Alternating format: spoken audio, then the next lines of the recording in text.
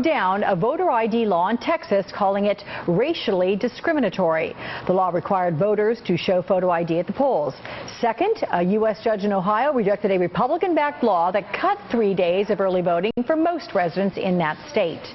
Joining me now from the side of the DNC in Charlotte, Slate political reporter Dave Weigel, also an MSNBC contributor, and editor of the CQ Roll Call Daily Briefings, David Hawkings. We've got Dave and David. You guys clear on this? Here we go. Good to see you both. We're ready, Alex. Okay, Dave, I'll begin with you in your latest post. You write about the voting decision in Ohio. How much could this decision, if it stands, affect the voting? Well, Democrats think this is worth up to maybe 80,000 votes. They mentioned during the arguments in this process that about 80,000 people ended up voting in those final 3 days before the election. That's what this decision did. The new law restricted early voting for everyone who wasn't a military service member or somebody living abroad in the 3 days right before Election Day. That was when Democratic GOTV really got into gear in 2008. And that's really a lot of their strategy, especially in Ohio where they expect to be outspent, is just to rev up the grassroots to the highest octane it's ever been. So this is very much a win for them if they hold it. Okay, so David, with these decisions, you have Texas, which is a solid red state, and Ohio is a crucial swing state. But beyond Ohio, are there any other states you see out there where these types of voting laws could hurt the turnout for the Democrats? Any state where this could be, say, a tipping point between the president being reelected or Mitt Romney winning? And one state's starting to come to my mind, but I want to hear it from you.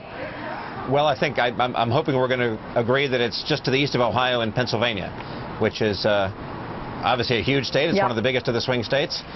There is a law that's under challenge right now. It's gotten through the trial court level, but the state Supreme Court is yet to decide. That'll be the big decision.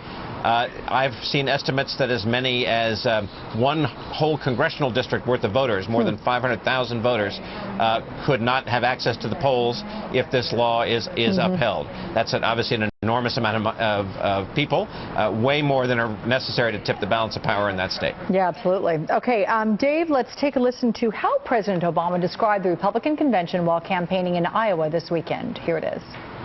Despite all the challenges that we face in this new century, what they offered over those 3 days was, more often than not, an agenda that was better suited for the last century.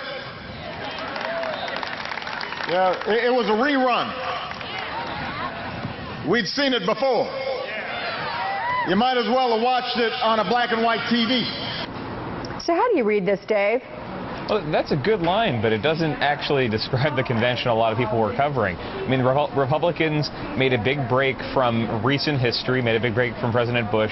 Only really Jeb Bush talked about the fact that they used to run every stem of the government here.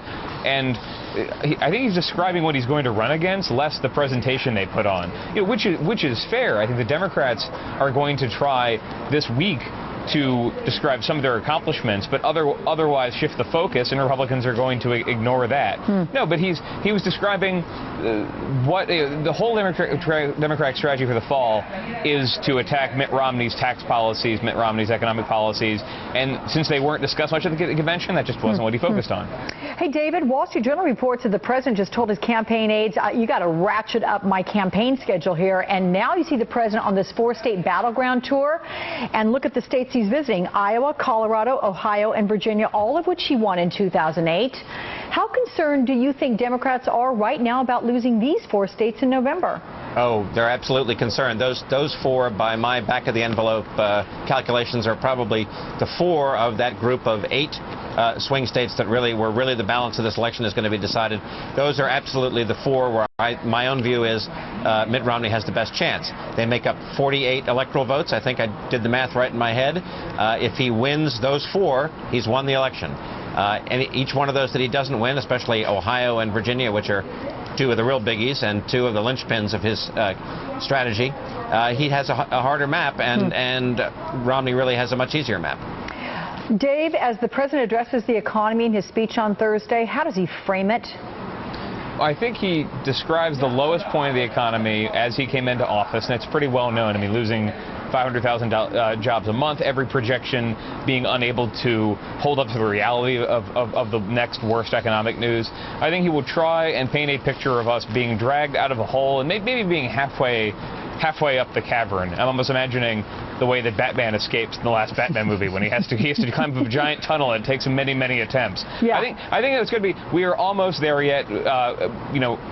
Republicans created this crisis with policies that they might go quite into detail. I think Democrats actually benefit if you tell the story of the recession, tell the story of the stimulus in great detail, because what they feel, and I think they're a little bit right about this, is that the cartoon version of it, where the stimulus was nothing but cylindras, where Barack Obama was literally responsible for all the job loss, that's actually not that accurate. His record's not what Democrats dreamed of, but it's better than the way Republicans portrayed it. Okay, David, same question to you. What's the president got to say?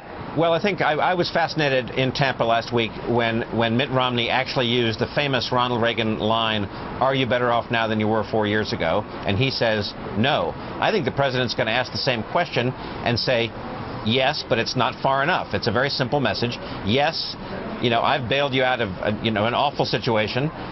The line that you had on air a few minutes ago from Rahm Emanuel, I've heard Vice President Biden say it. GM is alive, bin Laden is dead. That should get me halfway toward being reelected.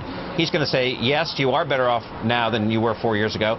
You're not as well off as you need to be, and my prescriptions are the better ones to get there. I mean, it's ultimately a relatively simple message. It's the one that he's been articulating all year. It's the one that he articulates for those of us who live in Washington and listen to him speak every day. It's a pretty simple message. My plan is better than the so-called tax cuts for millionaires and billionaires. We're going to hear a lot about millionaires and billionaires this week. Okay, David Hawkings and Dave Weiler, you guys, thanks so much. I appreciate it. Thanks, Alex. Thank you. Well, this week, Mitt Romney